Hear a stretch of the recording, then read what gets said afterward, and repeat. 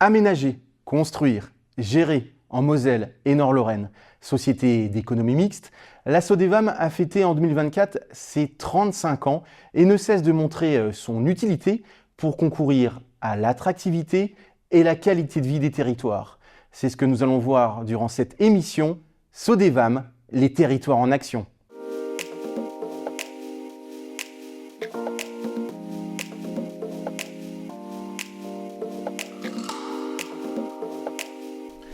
Bonjour à tous, ravi de vous retrouver une nouvelle fois ici au Tout à Yutz pour cette nouvelle émission.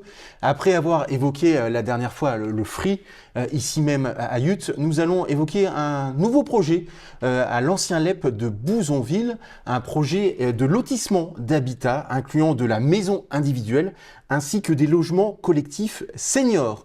Et pour en parler, c'est sa grande première sur mon plateau. Je suis vraiment ravi de le recevoir. C'est Adrien Moretti, responsable de projet à la Sodevam. Bonjour Adrien. Bonjour. Comment allez-vous ? Ça va très bien, merci et vous ? Ça va très bien. On va commencer tout de suite. Bien sûr. Cette émission, on va rentrer dans le vif du sujet avec la première partie, la genèse du projet Ancien LEP à Bouzonville.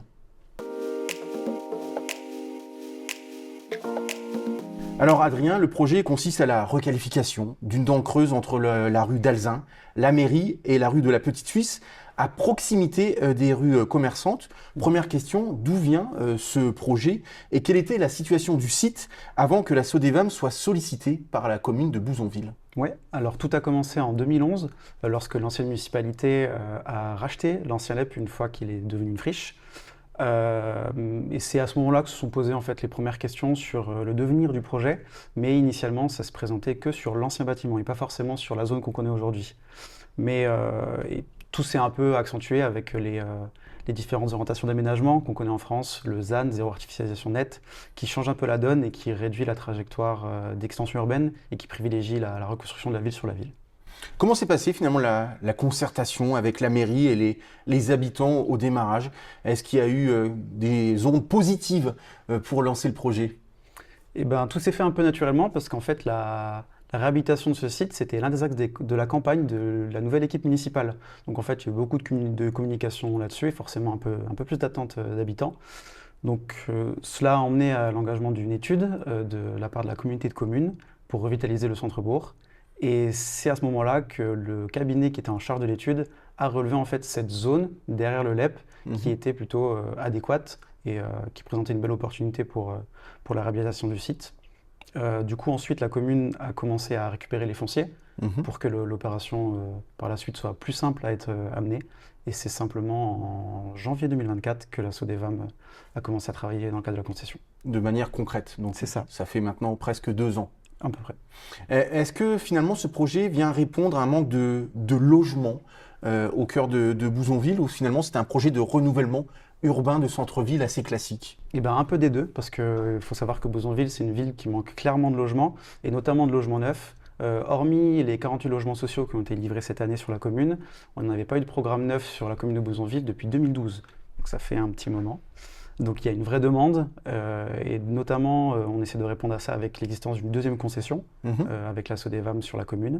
Mais ce qui est certain encore une fois c'est que le ZAN change un peu la norme et en fait l'opportunité de l'ancien LEP c'est vraiment de répondre de la meilleure des manières en respectant les orientations du ZAN sur la commune de Bouzonville.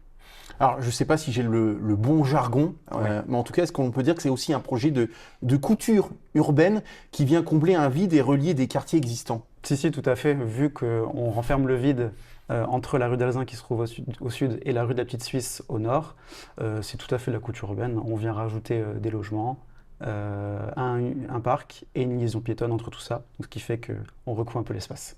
Depuis 2 ans, la Sodevam a finalement pris le dossier à bras-le-corps. Oui. Avant de rentrer dans le concret, est-ce que c'est un projet finalement, alors il n'y a jamais de projet facile, mais est-ce que c'est un projet qui est quand même assez facile à mener ? Oui et non. Je pense que c'est un peu la réponse bateau. Oui, dans le sens où la commune a déjà fait plusieurs efforts, et notamment sur la question foncière. On a moins à se poser des questions d'acquisition. Mais non, parce que le secteur se trouve dans une zone potentiellement impactées à des zones humides. On retrouve des espèces protégées sur le site. On est encore en train de mener les études en ce moment. Donc il y a des côtés facilitants, mais d'autres côtés où on rencontre les problèmes habituels de l'aménagement. Adrien, on va passer tout de suite à la deuxième partie de cette émission, le projet Ancien LEP à Bouzonville.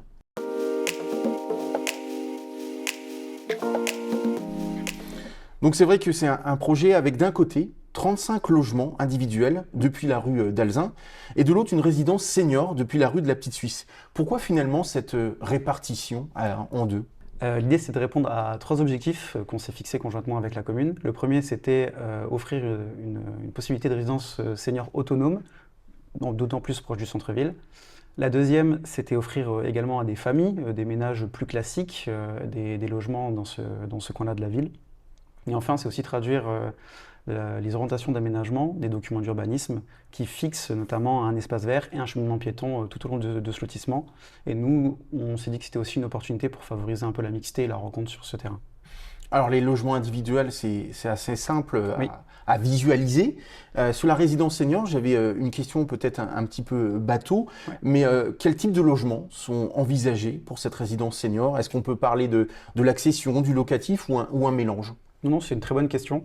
Pour l'instant, c'est encore en discussion, mais le modèle qui est privilégié pour le moment, c'est plutôt du locatif, avec des loyers encadrés, plafonnés. Pourquoi ce modèle? C'est surtout pour répondre à la gestion et au maintien des activités dans les salles communes, des moments de convivialité en fait, qui seraient financés par ces loyers-là. Mais encore une fois, ça reste encore à discuter. Oui. Quand sera prise la décision finale? Est-ce qu'on peut avoir, on va parler du calendrier, mais Oui. justement ce calendrier au niveau de la résidence senior? Dans l'idéal, ce serait fin d'année 2025, tout début 26, sachant que nous, on déposerait le permis d'aménager bientôt. Il y aura également, si je suis bien informé, un cheminement piéton qui Oui. reliera les deux zones. Quel rôle finalement jouera ce cheminement piéton de manière concrète? Ce cheminement, il a un rôle plutôt de liaison, en fait, tout simplement, entre déjà dans un premier temps, les maisons individuelles et la résidence senior, mais aussi il permet de rejoindre du coup le parc central. Pour l'instant, on ne sait pas encore qui assurera la gestion de ce parc, mais dans l'idéal, c'est de relier tout ça et de faire de ce parc un lieu de rencontre. Typiquement, je sais que ça peut se faire et je l'ai déjà vu sur d'autres opérations. Peut-être imaginer, je ne sais pas, des ateliers jardinage entre la résidence senior et l'école qui est pas très loin, elle est seulement à 500 mètres. Donc c'est ouvert à plein de possibilités. En tout cas, c'est vraiment dessiner un lieu de rencontre. Pour qu'il y ait finalement une sorte de mixité générationnelle. Tout à fait. Vous avez un petit peu répondu avec cette notion de parc, mais quelle place est donnée finalement aux espaces verts, aux arbres existants dans ce projet? C'est vrai que l'environnement a pris une importance Oui. importante maintenant dans tous les projets. Comme je vous disais, pardon, on est encore au moment des études environnementales, donc on n'est pas encore certain de ce qu'on doit forcément préserver ou non. Mais de toute façon, dans l'idée, c'est de préserver un maximum l'existant. On rentre dans le cadre des études ERC, donc éviter, réduire, compenser. Mhm. On évite un maximum les espèces qui sont protégées, on réduit le périmètre de l'opération ou on le modifie le cas échéant. Et si jamais on n'a aucune possibilité, on compense ailleurs ou on renature d'autres endroits qui n'avaient pas forcément été prévus pour ça. Est-ce qu'il y a une volonté, dans le même ordre d'idée, d'en faire finalement une sorte de quartier durable, avec une gestion écologique des eaux et des matériaux? Ouais, tout à fait. C'est aussi un accent qu'on essaie de mettre sur toutes nos opérations, notamment dans la gestion de l'eau. On essaye d'infiltrer à la parcelle sur les logements individuels. On essaie de fonctionner au travers des nous sur les équipements publics. Et dans le cadre du projet de l'ancien LEP aussi, on essaye de dialoguer avec les différents constructeurs pour avoir les meilleures performances et les bâtiments les plus durables possibles à terme, c'est sûr. On a parlé un petit peu du calendrier, avec donc la volonté d'avoir un permis de construire donc début 2026. Quelles sont les autres étapes déjà un petit peu enclenchées ou qui vont être enclenchées en 2026? Ouais. Comme je vous disais, pardon, il y a les études environnementales, en fait, qui sont rythmées par les saisons. Donc on est forcément conditionné à l'attente. Là, les prochaines auront lieu au printemps, en été, donc on devrait avoir des résultats d'ici à la fin d'été, septembre 2026. À côté de ça, on attend aussi le retour de la DRAC concernant le risque archéologique. Donc on peut être contraint aussi sur ce côté-là.